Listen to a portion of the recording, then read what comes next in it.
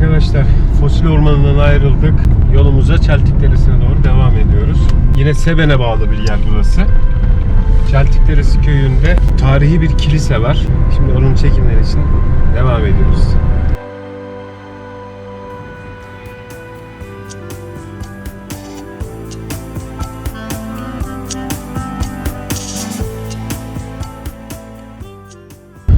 Evet, Çeltikdere köyüne geldik.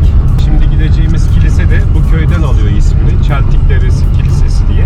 Bu köyün hemen yanında yer alıyor kilise.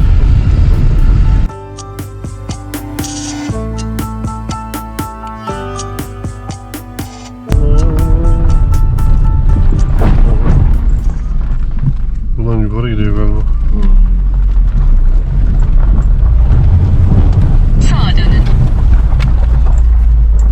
Ya sağa diyor. Burada traktör var. Kiliseye gideceğiz. Traktörü alıver abi. Abicim ta nereden geliyoruz ya vallahi.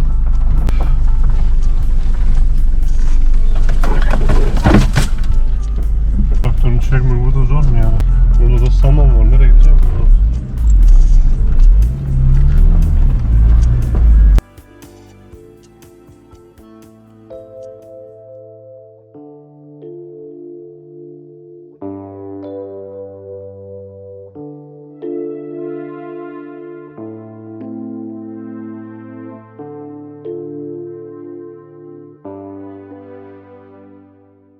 Çeltikderesi köyünün içinden geçtik. Fakat kiliseye giden yolda çok ciddi şekilde sel akıntıları meydana gelmiş. Onlardan dolayı da aracın ilerlemesi mümkün olmadı.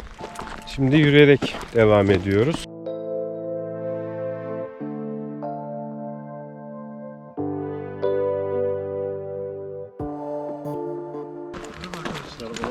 Merhaba.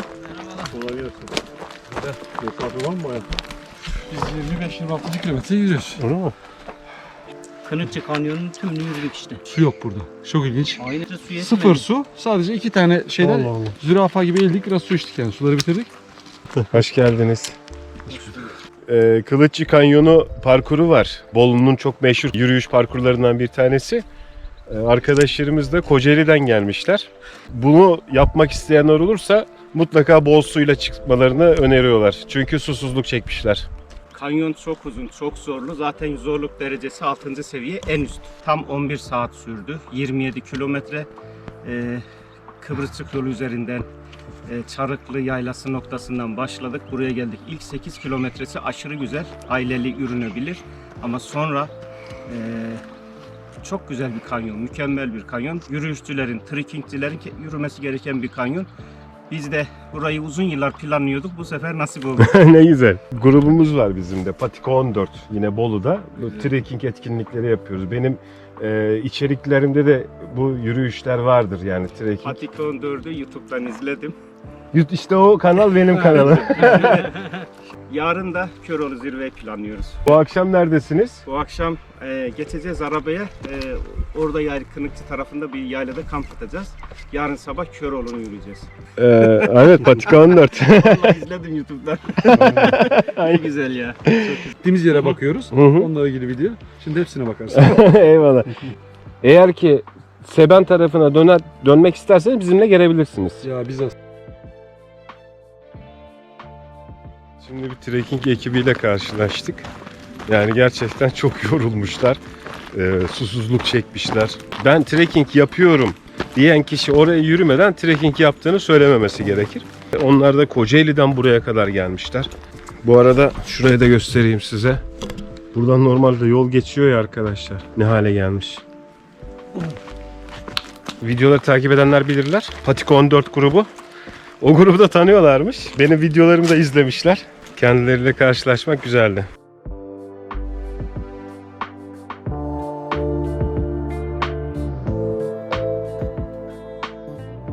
Arkadaşlar şu felakete bakar mısınız bir ya? Evet, kiliseye de geldik.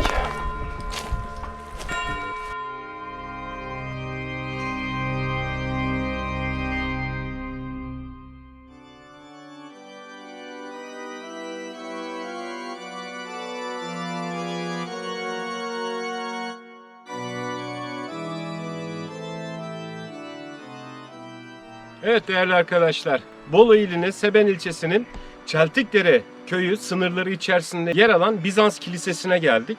Milattan sonra 842 ve 1204 yılları arasında faaliyet gösteriyor bu kilise ve halen daha da ayakta kalarak günümüze kadar ulaşmış bazı kesitleri mevcut. O dönemin mimarisine uygun olarak haç şeklinde inşa edilmiş. Uzunluğu 13 metre, genişliği de 9 metre olarak yapılmıştır. İyi ayakta kalmış bölümü de burası. Burada 3 elipsi mevcuttur. Bunlar o dönemin gerçekten çok ciddi işçilik gerektiren mimari örneklerinden. Aynı zamanda kesme taş kullanılmış ve daha sonrasında gördüğünüz gibi aralarda tuğla kullanılmış. Bu şekilde kesme taşla birlikte çok güzel şekil verilerek örnek bir mimari sergilenmiş burada arkadaşlar.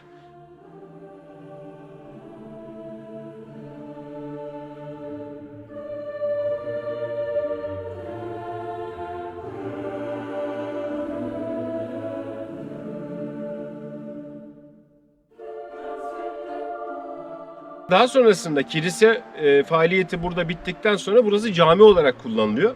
Hatta 1950'lere kadar da buranın cami olarak kullanılması devam ediyor. Muhtemelen şöyle bir durum söz konusu. Sizlere tanıtımlarını yaptığım cuma camileri var. Burası da belki o çerçevede kullanıldı. Yani cuma camisi olarak özel bir yer olarak kullanıldı belki burası da. Fakat şu anda tabii zamanın ve yılların yorgunluğu üzerine çökmüş durumda.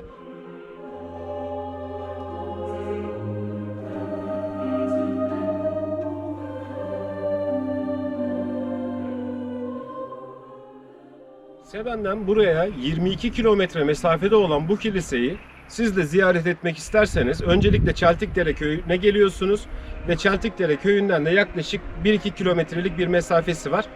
Şu anda araçla gelmek mümkün değil çünkü sel felaketinden dolayı yollar kapalı durumda ama yürüyerek de çok rahat bir şekilde ulaşım sağlayabiliyorsunuz.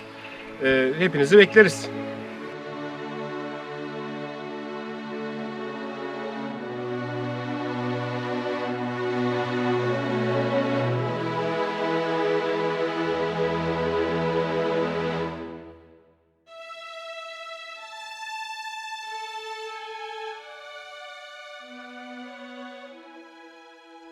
Evet değerli arkadaşlar, buraya kadar geldik.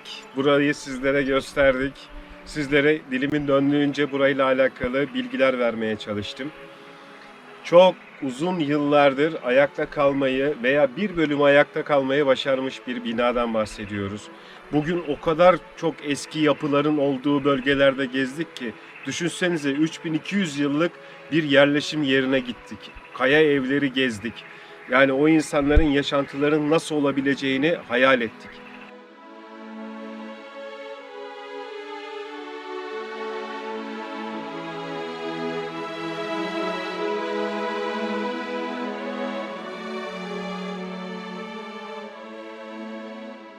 Şimdi kiliseye baktığımda da burada ne ayinler düzenlendi kim bilir veya kimlere buradan yardımlar yapıldı. Yani bu kilisenin tam o dönemlerdeki konumu, yeri ve o dönemdeki insanlar için öneminin ne olduğu tabii bunları hiçbirimiz şu anda bilemeyiz. Fakat bir Bizans kilisesi olduğunu biliyoruz ve muhtemelen burası da geçiş güzergahında olan bir yerdi. Aynı zamanda kaya evleri var yine bu bölgede yer alan. Tabii onların yapımı da baktığımız zaman erken Bizans dönemlerine denk geliyor. Yani o vatandaşlar da buradan faydalanmış olabilirler. Geçiş güzergahında geçen yolcular da buradan faydalanmış olabilir, ibadetlerini yapmış olabilirler. Daha sonrasında da zaten Müslümanlar tarafından da yıllarca cami olarak kullanılmaya devam ediyor.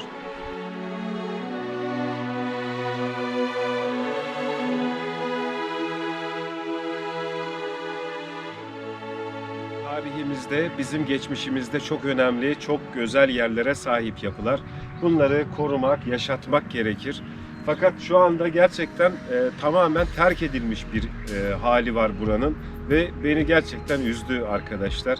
Umarım bu video birilerine ulaşır, buranın bu durumunu görür ve bu binayı da tekrar ayaklandırmayı başarabiliriz. Şimdi dönüş yoluna geçiyoruz. Aracımıza doğru yürümeye başlıyoruz.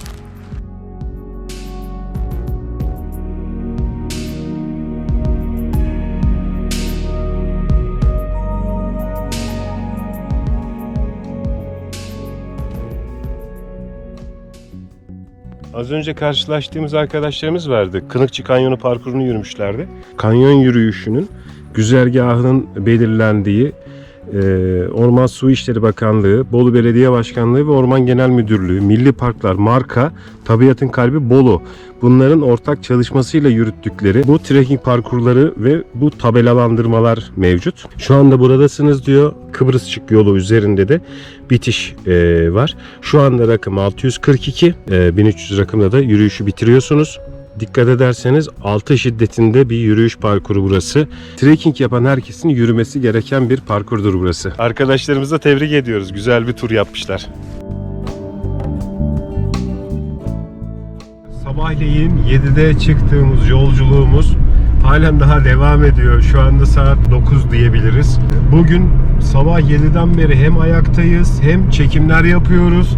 Gerçekten çok yoğun bir gündü. Çok sıcak vardı. Yani şu anda da çok susadık bu arada. Artık Seben'le ilgili bütün çekimleri tamamladık. Seben serisi olacak. Şimdi annemin yanına gidiyorum.